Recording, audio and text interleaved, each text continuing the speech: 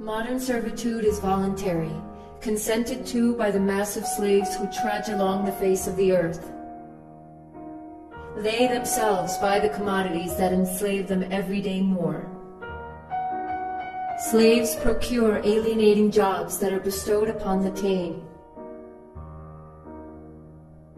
They themselves choose the masters whom they will obey. As with the slaves of antiquity, serfs of the Middle Ages, or the working class of the first industrial revolutions, today we bear witness to an emerging class of the totally enslaved. The difference being, they don't know it, or better yet, choose to ignore it. They fail to recognize the one weapon available to the enslaved, rebellion. Slaves accept without question the pitiful life that was manufactured on their behalf. Apathy and resignation are the sources of their misfortune. As slaves build their worlds with the alienated strength of their work, the world's decor becomes the jail they will be forced to inhabit, a squalid world lacking taste and scent, a host to the misery inherent in the dominant mode of production. This decor is in a state of perpetual construction. Nothing in it is constant. The ceaseless redesign of the space that surrounds us is justified by the generalized amnesia and insecurity that its inhabitants must live with. The system's objective is to fashion everything in its image. Every day the world becomes dirtier and noisier, like a factory. Every inch of land in this world belongs to a state or to an individual. This social theft, through the acquisition of land, is manifested by the omnipresence of walls, fences, barriers, and frontiers. These are the visible marks of the divide that invades everything. The unification of space for commercial ends, however, is the grand objective of our sad age. The world must become an immense and efficient highway in order to facilitate the transport of merchandise. Every obstacle, human or natural, must be destroyed. The inhumane concentration of modern-day slaves into reduced, crowded spaces reflects their lives and evokes cages, jails, and caves. But in contrast to slaves or prisoners, the modern-day slave pays for his cage. In this narrow and mournful place they inhabit, slaves accumulate the commodities that, according to the omnipresent advertising, will guarantee happiness and fulfillment. Alas, the more commodities they accumulate, the more elusive happiness becomes.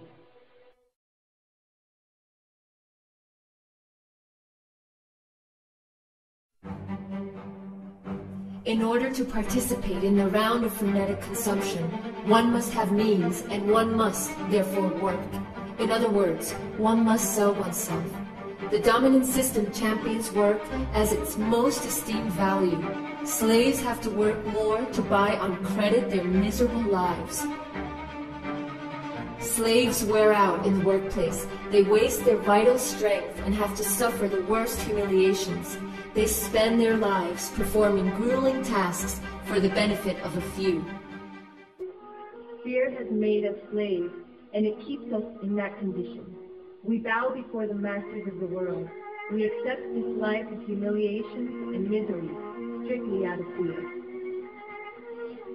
Nevertheless, we count on greater numbers as compared to the ruling class. Their strength does not come from the police, it comes from our consent. We justify our cowardice to the forces that oppress us with a discourse full of moralizing humanism. The rejection of revolutionary violence is anchored in the spirit of those who oppose the system while defending the values it teaches. But when power must defend its hegemony, it never hesitates to use violence.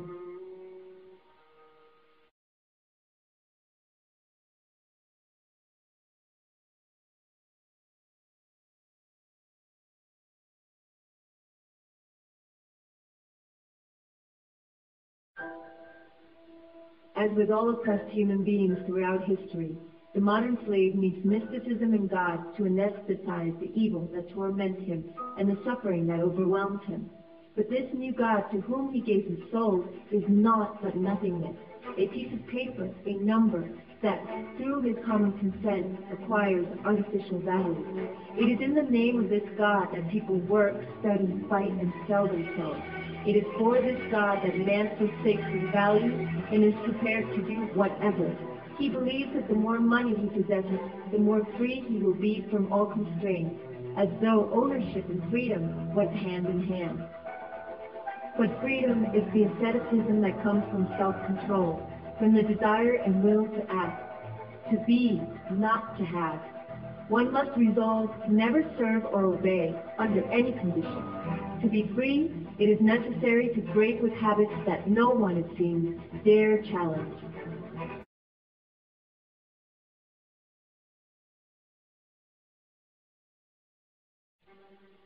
The domination of consciousness is the result of the misuse of language by the social and economic ruling class. As the masters of all means of communication, the power elite disseminate the market ideology through the fixed, partial, and concocted meaning it gives to words. Words are invoked as neutral and their definition is evident. However, when controlled by power, words fix a very different meaning to the reality of life. It is primarily a language of resignation and impotence. It is the language of passive acceptance of things as they are and should remain. Words are the lackeys of the dominant system of life. Our use of the power's language condemns us to impotence.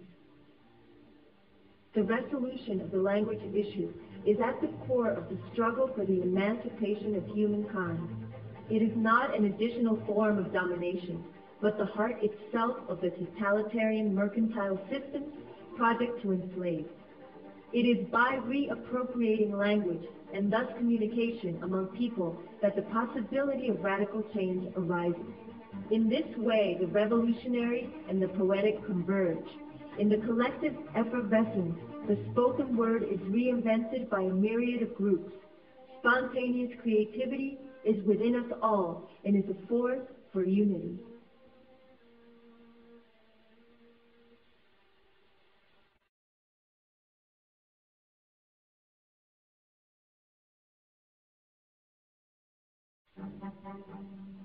Despite his bonds, the modern slave is convinced of his citizenship.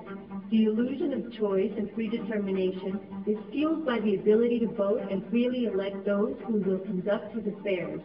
When it comes down to deciding the society we want to live in, is there really any fundamental difference between the Social Democrats and the populist right in France, between Democrats and Republicans in the United States, between Labor and Conservatives in the United Kingdom?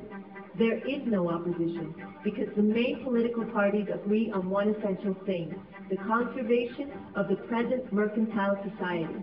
None of the political parties that enter into power question the commodities dogma. And those political parties, with media complicity, monopolize the airwaves. The omnipresence of ideology, the worship of money, the media's bias, the absence of democratic pluralism, the lack of a visible opposition, the will to transform mankind and all the world in its image, and repression in all its forms. Behold, the true face of modern totalitarianism. The majority calls it liberal democracy. It is time to call it what it truly is, a totalitarian mercantile system.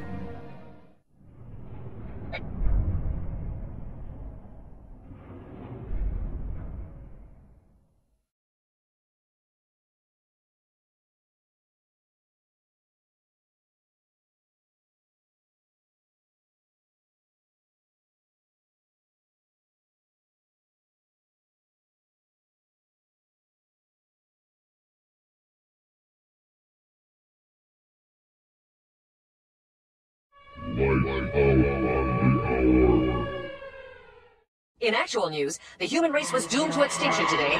Turn to MSNBC and the experts. U.S. officials tell CNN. Bush official says that analysts say. Pentagon officials tell us. According to U.S. intelligence. U.S. officials say that U.S. officials here say these officials here at the White House tell us. Trust me. You ain't from around here, are you, boy? Osama bin Laden, Osama bin Laden, bin Laden, Osama bin Laden, bin Laden, Osama bin Laden, bin Laden, bin Laden, bin Laden, bin Laden, Osama bin Laden. I have two words for you. Predator drones. You will never see it coming. You think I'm joking? Al-Qaeda, terrorism, vicious, evil act. It is the first thing I will do. I will get our troops home. We will bring an end to this war. You can take that to the bank. Just send your cash. It's the third time I've said that. I'll probably say it 3 more times. See, in my line of work, you got to keep repeating things over and over and over again for the truth to sink in, to kind of catapult the propaganda. Light